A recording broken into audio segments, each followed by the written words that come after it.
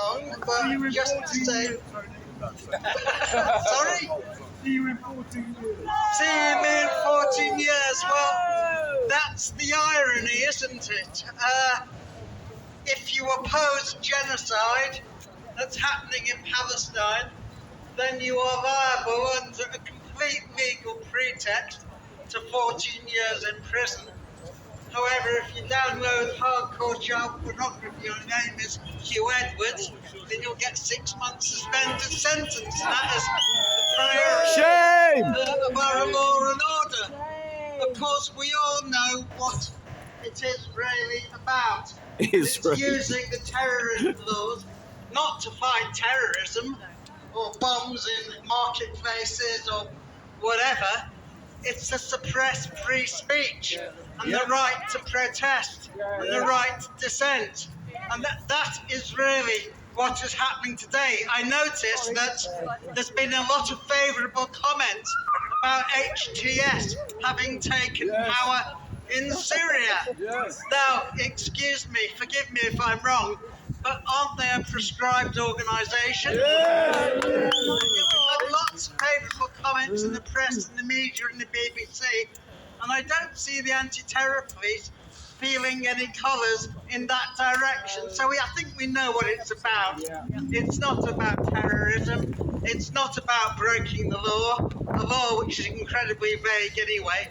It's about support for Palestine. And exactly the same is happening with the Kurdish community in London as well.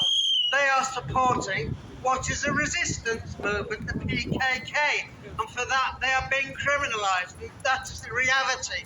If you support a national liberation or a resistance movement today, you're in danger of being criminalised because it's a political view of our rulers that colonisation and settler colonisation is a good idea and resistance to it is a bad idea. I mean, it's nothing new, of course.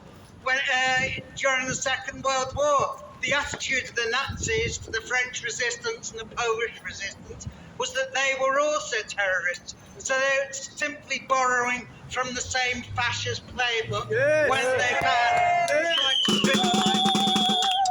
for protesting. So we should be under no illusions at all. And of course, 30, 40 years ago, if we had had prescription, then it would have been a criminal offence to oppose apartheid in South Africa. Because Thatcher and Reagan called the ANC terrorist. So really, in the words of Thatcher's first foreign minister, Lord Carrington, one man's freedom fighter is another man's terrorist. It just depends really which side you're on. And we know which side the institutionally racist Metropolitan Police are on, and that is the side of the oppressor and the colonist and the imperialist. You won't ever get the police on the side of the oppressed for very obvious reasons. So thank you very much for coming out here today. It's not about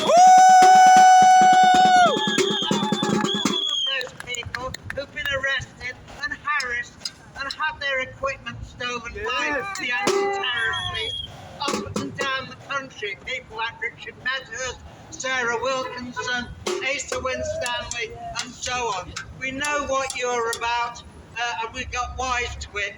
You don't like those who oppose genocide. It is ironic, of course, there is an International Criminal Court Act which makes aiding and abetting genocide a crime, punishable incidentally by life imprisonment. I've yet to see Keir Starmer and David Lammy arrested, but I look forward to that.